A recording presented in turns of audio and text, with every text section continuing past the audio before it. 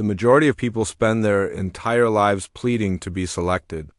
They want approval as if it were oxygen, and desperate for someone to see their value. However, they are unable to perceive it for themselves. This is the contemporary soul's illness. To think it's your fault for not shining bright enough and to feel invisible in a world that never stops searching.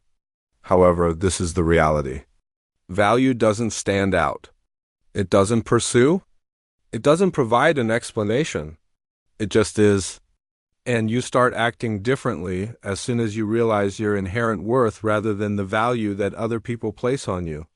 A product on a shelf awaiting the highest bidder is not you. Just because someone didn't see your depth doesn't mean that you are a diminished version of yourself. The error lies in believing that your value must be demonstrated rather than acknowledged. However, the glitter of polished gold is unworthy of those who cannot see it in its unadulterated state. You will consent to being viewed as interchangeable if you think you are normal. You'll bargain for attention. Because you gave the world the measuring stick, not because you are small, you will constantly be denied space despite your pleas. You have to stop selling yourself as a deal if you want them to view you as a luxury. In the name of connection, stop reducing your standards. To make others feel at ease around you, stop shrinking yourself. Desperation is devoid of dignity. Being accessible to anybody who asks is disrespectful. How many people want you is not a measure of luxury. It can be found in the rarity of your energy, how valuable your quiet is, and how hard it is to get undeserved access to your inner world. This isn't easy, I know. You were trained to perform, to win others over, to prove yourself. You were promised that you would eventually be sufficient if you tried more, loved more, and gave more. However, they retreated more the more you offered. Because people don't really value things that come too effortlessly. What has no boundaries is not respected by them. You became a choice because you forgot that your presence alone is a luxury, not because you were unintelligent or unattractive. Luxury does not beg to be selected. Those with the eyes to see it and the soul to identify it are the ones who choose it. There is no audition. It isn't convincing. It just is. Additionally, it generates desire by existing in its complete, unreserved essence. Therefore, you should question yourself, what must I remember to see myself as priceless? Rather than, what can I do to be picked? This is the response. You were born with your own crown, therefore you need to quit waiting for others to give it to you. If you accepted it, everything that you conceal, dilute, or alter to make yourself seem more likable would be what makes you unique. Your mystery, your intensity, your boundaries, your expectations, and your silence. These are not defects. These characteristics show that a person is no longer prepared to be misinterpreted in return for fleeting attachment. You have to enter every room with the knowledge that your worth is undeniable. It's not that you're conceited, but that you know. And as soon as you realize this, you stop putting up with anything that demands you to give up on yourself.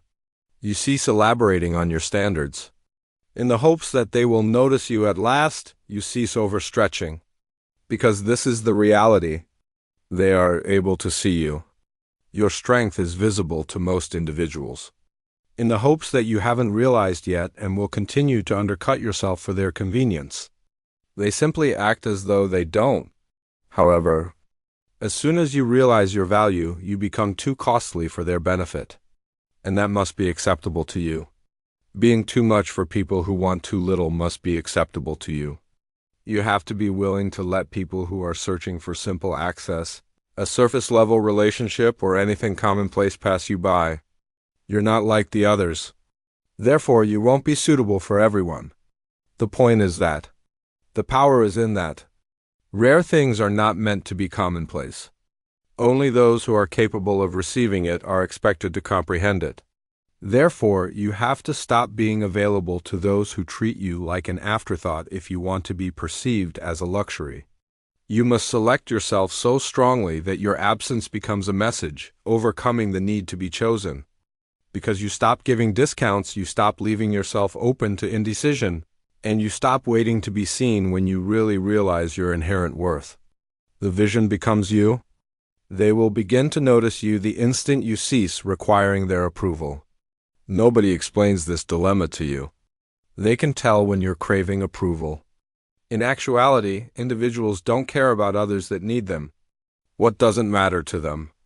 You believe that you will gain love by being friendly, approachable, responsive, and consistently demonstrating your value. However, the unrestricted giver becomes invisible, since to be everywhere is to be nothing in particular. Being too approachable means being too easily forgotten. It wasn't your destiny to perform. Shapeshifting for other people's comfort was not intended for you. However, you were conditioned to think that they would eventually see you if you just did a little more, gave a little more, and smiled a little more. At last, they would remain. At last, they would pick you. Thus, you turned into a mirror that reflected what other people desired to see rather than who you really were. However, a mirror is only helpful until someone moves away after seeing their own reflection. And all you're left with is the fleeting emptiness of approval. A medication is validation. When they stop clapping, emailing, or needing anything from you, the high you get from it quickly wears off. And you get scared in that quiet. What went wrong, you ask yourself? Thinking that you could have done more, you go back and review each step. You forget that the person who genuinely knows their worth doesn't wait to be validated when the true betrayal was giving up on yourself in order to be accepted. Their standards, their seclusion, and their refusal to sacrifice who they are for fleeting love are how they justify themselves. You have to realize that when you give someone else the authority to determine your value, you give them the ability to ruin you. Their rejection will shatter you if their acceptance makes you feel better. There's no way to live like that. That is love masquerading as emotional slavery. And since they thrive on praise rather than alignment, the majority of individuals continue to be options. They lose themselves in the pursuit of being selected. But if you had to vanish in order to be accepted, what good is being picked? Individuals are drawn to things that are independent, unflinching in the face of quiet, and uncompromising under duress. Someone who validates themselves inside is mysterious. Someone who can go even though they want to stay, who doesn't need your approval to feel worthy, and who would rather lose a connection than lose themselves. It's a powerful kind of energy. Such vitality is uncommon. Furthermore, attention is naturally drawn to rarity without having to be asked for. Therefore, you have to cease making your value adjustable if you want to quit being an option. You have to quit changing the truth to suit their comfort level. Simply put, those who are unable to embrace your complete expression are not meant to be in your presence. Give them up. The masses weren't supposed to consume you.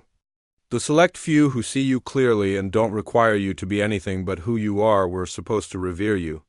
Yes, it will be lonely at first because you stop drawing people who were solely interested in what you could provide them.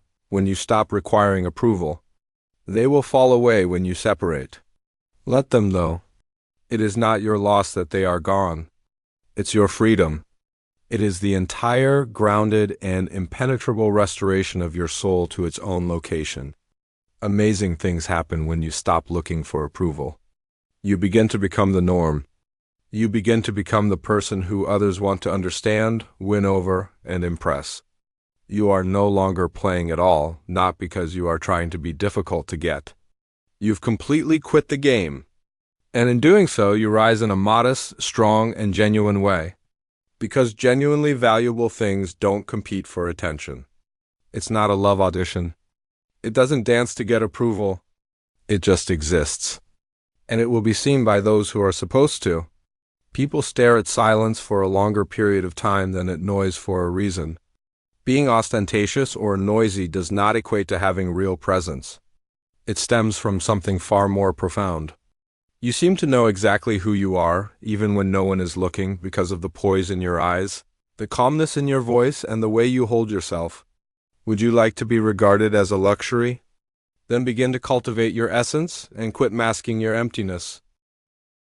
Since genuine luxury doesn't demand attention, it doesn't have to strive. It just irresistibly and effortlessly pulls it in. People in our world have mastered the art of adorning the exterior while ignoring the spirit. They learn how to look good, but they have no idea how to be desired. They fear the pause, yet they are masters of the show. They forget that presence isn't about appearances, speak in carefully chosen tones, and live in carefully chosen situations. The energy that follows you into a room is what matters, and it is impossible to fake. Even if you dress elegantly, people would notice the difference if you don't live up to it. They always do. Your value is in how little attention you require rather than how much attention you can attract. The world teaches you to pursue beauty and create a valuable appearance, but a hollow shell will always feel fragile regardless of how much you embellish it. You don't need ornamentation when you have depth. To get attention, you don't have to trumpet your value. In your silence, it's there. Your constraint contains it. It can be found in your unwillingness to prove yourself. A person who doesn't cringe at silence is truly elegant. Who knows that their sheer presence may change a room not because they are louder, but because they are more anchored, and who doesn't need to occupy space to feel seen? That's what they recall. The one who stood silently and managed to convey more without speaking, rather than the one who had to be everywhere. Instead of concentrating on visibility, cultivate substance. You want to be perceived as a luxury before you transform into someone who adds value just by existing. You have to take charge of your own silent power in order to accomplish that. When there is no applause, you must be aware of who you are. When there is silence in the room. When you're not appreciated, desired, or loved. Because most individuals break down in those situations. However, you are still entire if you have done the work. Raising a child. Pretending is not a luxury. Having to be everything to everyone is not elegant. When you are authentic, you become magnetic. When your voice is rooted rather than practiced. When your presence is genuine rather than theatrical. When you've done the job, they sense it. They perceive it, even if they can't identify it. The way you don't chase is the problem. It's how you don't get smaller. It's how you stare at someone in order to see them, not to be seen.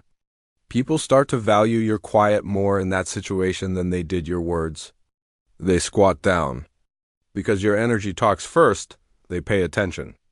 Additionally, you stop being treated like an option when your energy is well anchored. They become aware that they have come across something unusual. Someone who is committed to being authentic rather than someone who is trying to be liked. Avoid sacrificing depth for attention. Truth should never be exchanged for popularity. You might attract more people, but you won't win the crown. And the loudest does not win the crown. It is bestowed upon the most genuine person, the one who exudes inner dignity and a sense of self that is unaffected by the people who enter or exit their lives. At that point, you are no longer viewed as interchangeable. People start to value your time, words, and silence at that point because they understand that it doesn't matter how many people can see you, rather. What matters is how few are permitted to get to know you. Furthermore, those that exude presence, have depth, and don't act in order to be noticed are not an option. They are uncommon. You can't become a luxury by copying it. Being the embodiment of what cannot be purchased or borrowed makes you a luxury. Self-possessed people are those who navigate life with a calm fortitude, who experience intense emotions without giving in to all of them. They are respected by others. Being emotionally detached does not equate to being cold. It's not a lack of interest. It's mastery. It's the capacity to experience all emotions while maintaining control over your reaction. The majority of individuals are prisoners to their emotions. When they are loved, they love. When they are injured, they vanish. They are furious. They shatter. And they mistake that disorder for ardor. Reacting, however, is not actual power. It's in remaining grounded, particularly when your entire being is screaming, running, or chasing. You have to learn to grip lightly while feeling deeply, to love someone without relying on them to make you whole, to be concerned without clinging. Freedom starts there, because you will always be susceptible to the whims of others as long as your emotions dictate your choices. With a word, they can elevate you. Silence can be used to ruin you. And people stop respecting your boundaries once they realize they have that type of access to your center. You start to become dependable. You become more susceptible to imbalance. However, everything changes when you learn to be detached as a conscious way of being rather than as a defensive tactic. You turn into a mystery. You're no longer spilling your energy in all directions, not because you're attempting to conceal.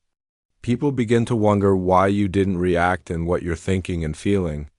And you gain power in that quiet, in that peace, because others can tell when they can't control your feelings. Additionally, it compels people to treat you in a different way.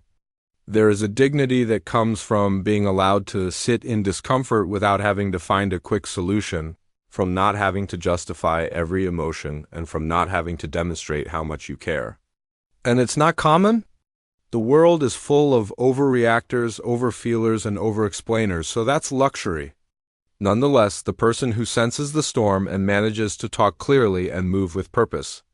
No, this does not imply shutting down. Rather, that person becomes on. Pretending not to feel is not the same thing. It entails using your feelings as allies rather than prisoners. Instead of drowning in them, it entails learning to perceive them. You don't have to lash out when someone sets you off. You don't have to justify or show your value. You take a breath. You go back to yourself. You recall your identity. And you react in that area with understanding rather than fear. Nobody is more disarming than someone who is immune to emotional manipulation. Someone who doesn't crack under rejection, who doesn't chase after being brushed aside, and who doesn't flinch when ignored. People are confused by such type of emotional discipline. It makes them perceive you as an uncontrollable entity, and people start to respect you when they see they can't control you. I sometimes even worry about losing you. People that maintain this level of self-centeredness don't have to shout to be heard. Their quiet is more audible than the yelling of most individuals. Their absence feels heavier than others' continual presence, and their quiet speaks louder than most people's justifications. It's the intensity that causes people to pause and take another look. It's not because you ask them to, but rather because they've come across someone uncommon, unwavering, and impossible to categorize or play like a game. Because people choose options based on convenience, this type of energy prevents you from being viewed as just another option. But even after it's gone, luxury is remembered. In actuality, the basis of that energy is emotional separation, as a self-respecting habit rather than as a wall. You don't cling, yet you care. You don't fold, but you do feel. You don't lose yourself when you fall in love. It's true that some people will describe you as aloof, difficult to read, or even frigid. Permit them. You don't need to worry about their perplexity. You don't have to bear their misconception of your strength. Because those who genuinely perceive you, those who can stand in your stillness without shaking it, will never ask you to shatter your own center in order to reassure them. You don't have to justify your composure. You don't have to defend your tranquility. Furthermore, lowering your emotional control to give people a sense of control is definitely not necessary. Because the one who is able to sit quietly, love without attachment, and go without being upset is the one who leaves a lasting impression. When you consistently choose circumstances in which you are treated as an afterthought, you cannot expect to be valued. The very thing that keeps you locked is that contradiction. Many people scream for love, respect, and attention, but they continue to accept things that hurt them. They remain in situations where their presence is accepted rather than valued, where they are hardly taken into account, and where they are only required when it is convenient. They then question why they are not given precedence. Here's the reality, though. If you keep treating yourself like an alternative, no one will ever consider you a luxury. You send the message that you may be mistreated every time you let someone come back without taking responsibility. Every time you minimize your own needs to maintain harmony, and every time you justify your value to someone who is determined not to recognize it. Additionally, humans pick up knowledge via patterns. They would never serve you the entire dish if you take crumbs. You've showed them that you'll accept less, not because you don't deserve it. That concludes the silent portion. Nobody wants to acknowledge it. Through our decisions as well as our words, we teach others how to treat us. It takes guts to leave behind what is comfortable. Holding your standards when your heart wants to give in merely to feel close to someone requires strength. However, you recover a part of yourself each time you choose alignment over attachment. You cease bargaining in a dignified manner. If you don't want to be abandoned by someone else, you stop abandoning yourself. And gradually you start teaching people how to treat you differently. By simply refusing to remain in situations that diminish your value, not by coercion or performance. Yes, it will be uncomfortable because refusing to do something that pains you frequently results in loneliness. Instead of seeking approval, it entails sitting quietly. It entails closing doors, not answering texts, and having wordless discussions. The people who profited from your lack of boundaries will be offended by your mending, so do it out of self-honor and clarity rather than resentment. However, you have to allow them to feel uneasy. Let them speculate as to what transpired. You don't have to explain yourself to everyone. Peace is something you owe yourself. People frequently ask me how I change their perception of me. The most pertinent question, though, is how I might begin to treat myself differently. Because it is not they who start the transformation. It starts with you. Stop giving too much information. You give up trying to get closure. You cease demonstrating your worth. You silently and steadily stand up for what you believe. Even when no one applauds, you make room for your own value. People start to feel the impact of your absence as soon as you stop being available to turmoil, irregularity, and emotional crumbs. And they understand the true significance of your presence in that absence. But if you keep coming back too quickly, you won't be able to teach them that lesson. You may think you're being patient, caring, and forgiving if you keep giving yourself another chance, an excuse, or a piece of yourself, but in reality, you're betraying your own standards. Furthermore, love is nothing at all if it lacks self-respect. It's a mask-wearing attachment. It's dread masquerading as empathy. Having a tender heart is perfectly okay. However, if your gentleness is not safeguarded by firm boundaries, it is meaningless. If someone knows you are valuable but chooses to disregard it, you are not here to be emotionally available to them. You are here to be unique, grounded, and whole. This implies that leaving can occasionally be the most loving thing you can do. Get out of the circle-repeating discussion. Give up on the relationship that causes you anxiety. Give up on the relationship that causes you anxiety. Because your energy is sacred, leave the story where you are constantly proving and pleasing. You'll begin to recognize that not everyone should have access to it as you become more aware of that. Not everyone should be seated at your table. Additionally, those who won't require persuasion. They'll notice it. They'll respect it. They'll match it. Refusing to stay where you are undervalued teaches others how to treat you. The idea that being selected by others will ultimately make us feel adequate is one of the biggest delusions we harbor. That perhaps, just possibly, someone may stop doubting our value if they see us, want us, and choose us. But this is the more profound reality. Being selected won't make you feel good if you don't already feel like you're enough. It will simply turn into another show, another stage to demonstrate, and another mask to put on. And you'll feel equally empty in the end. People who were drawn to the character you performed, rather than the person you are, will suddenly surround you. Being authentic is the path to success, not being liked. There are plenty of likable, agreeable, and palatable people in the world, but very few stand out as memorable. And fitting in doesn't make you memorable. It results from being unique. Daring to be authentic rather than attempting to be different. That entails letting up of the need to win people over. Letting rid of the need to win everyone over. Because self-abandonment is always the cost of universal favor. In the end, you soften your truth, tone down your light, and cut your edges in order to avoid discomfort. However, you weren't created to be a less than whole version of yourself. There is a change in how people view you when you act as though you are the prize. It's alignment, not haughtiness. It's the quiet understanding that your presence is a gift. Your time is precious. You should not waste your energies. However, superficial confidence is not the source of this knowledge. It results from putting in a lot of internal effort. It is the result of sitting with your wounds and learning how to heal them without asking others to do it for you. It results from no longer equating closeness with depth or love with care. The majority of individuals forget to choose themselves because they are so eager to be selected. They wait for another person to affirm their heart, brains, and attractiveness. However, if your worth is determined on the opinion of another person, then it was never founded in reality in the first place. The recognition of your value does not make you valuable. You are already.